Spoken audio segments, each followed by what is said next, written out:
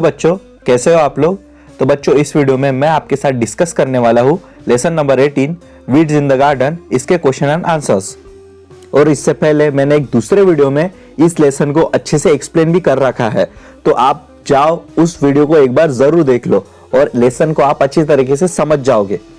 और जिन जिन लोगों ने वो वीडियो ऑलरेडी देख रखा है उनको पता होगा कि मैंने उस वीडियो के एंड में एक क्वेश्चन पूछा था, तो इस वीडियो में मैं उस क्वेश्चन का आंसर यहाँ पे बताने वाला हूँ और साथ ही मैं उन लोगों का भी नाम यहाँ पे शाउट आउट दूंगा जिन लोगों ने उस क्वेश्चन का आंसर बिल्कुल करेक्ट दिया है। तो वीडियो के एंड तक जरूर बने रहना, क्योंकि हो सकता है मैं आप लोगों का भी नाम ले लूं। एंड अगेन, आखिरी इंपॉर्टेंट बात, आप चाहो तो नोट्स बना सकते हो, आप चाहो तो कॉपी पेन लेके बैठिए। मैं आपको रिकमेंड करूंगा कि आप कॉपी पेन लेके बैठो, आप नोट्स बनाओ, वीडियो को पॉज करो, जहां जहां आपको लगता है कि इंपॉर्टेंट बात है ये, वीडियो को पॉज करो और नोट्स बनाओ। जैसे जैसे वीडियो आगे बढ़ता है वैसे वैसे। ओके, तो अभी हम बढ़ते हैं क्वेश्चन एंड आंसर की तरफ। तो यहाँ पे पहला क्वेश्चन है, list all the words and phrases in the story that indicate time. तो क्वेश्चन में यहाँ हमसे पूछा गया है कि ऐसे वर्ड या फिर ऐसे फ्रेजेस को मेंशन करो जिसका मतलब टाइम या फिर टाइम से रिलेटेड है।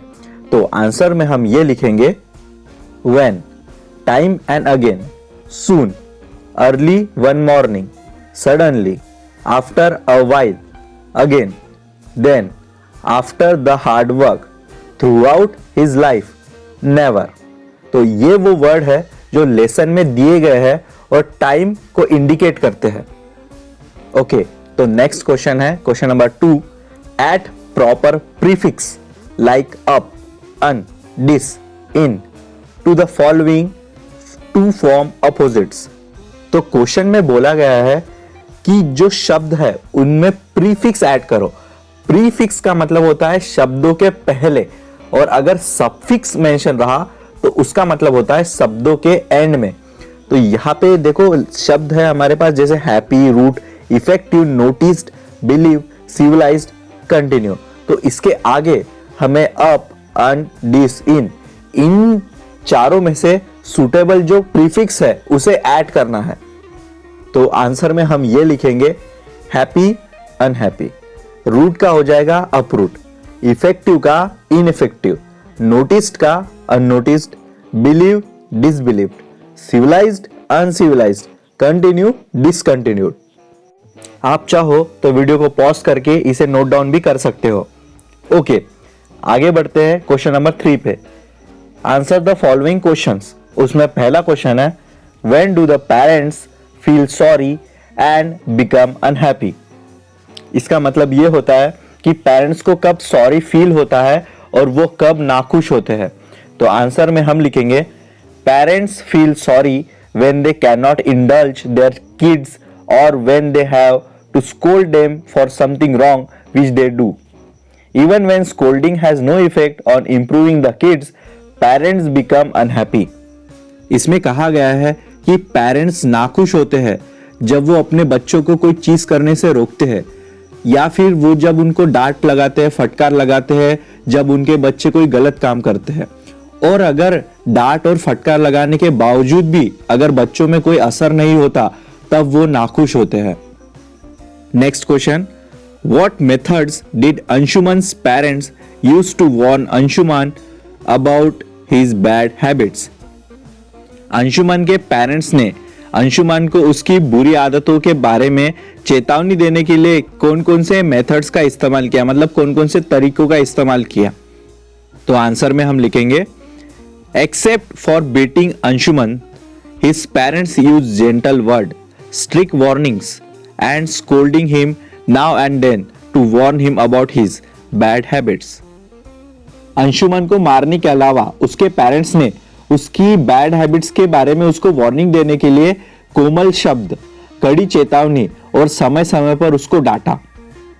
You can pause the video and make notes out of it. Okay, next question है, what did Anshuman's father compared bad habits to. Anshuman के पापा ने बुरी आदतों को किसके साथ कंपेयर किया। तो आंसर में हम लिखेंगे, Anshuman's father compared bad habits to the weed. The longer you allow them to grow, the harder it get to uproot them। He further said that the wisest thing to do is to get rid of them when it is easy to do so. Anshuman के पापा ने बुरी आदतों की तुलना जंगली घास से की, यानी वीड से की। जितना टाइम हम उसको बढ़ने देंगे उतना ही मुश्किल हो जाएगा उसे जड़ से उखाड़ना। उन्होंने आगे कहा कि समझदारी इसी में है कि जब उसे उखाड़ना इजी हो तभी उससे हमें छुटकारा पा लेना चाहिए। तो यहां पर क्वेश्चन नंबर 3 होता है एंड। नेक्स्ट है question number 4, use the following phrase in your own sentence. इसमें नीचे दिए गए फ्रेजेस को यूज करके एक सेंटेंस बनाना है। तो पहला है इन वेन। तो सेंटेंस कुछ ऐसा बनेगा, without success the football team try it best to win but in vain. In vain का मतलब होता है किसी चीज को करने में सक्सेसफुल ना होना।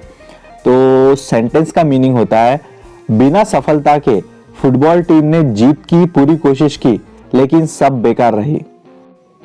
Second is get a hold of, और सेंटेंस ऐसा बनेगा to take possession the police got hold of the criminal after a long search.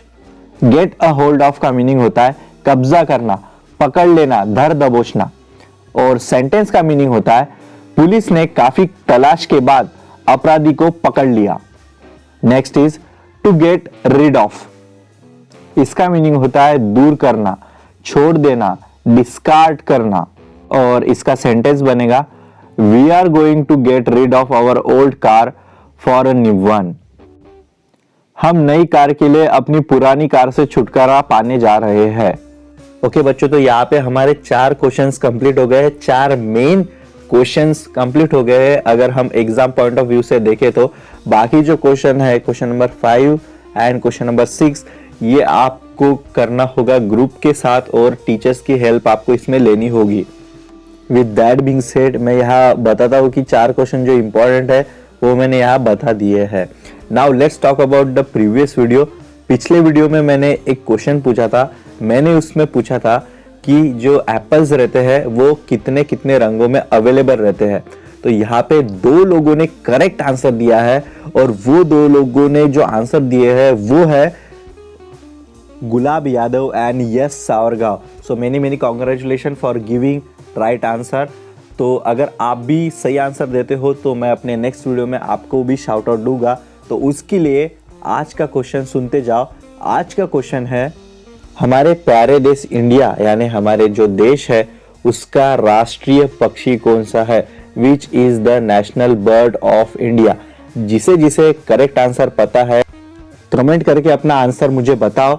Video को लाइक करो और चैनल को सब्सक्राइब करो। मैं ऐसे ही वीडियो लाता रहता हूँ अपने चैनल पर। तब तक के लिए be safe and keep learning. Thank you.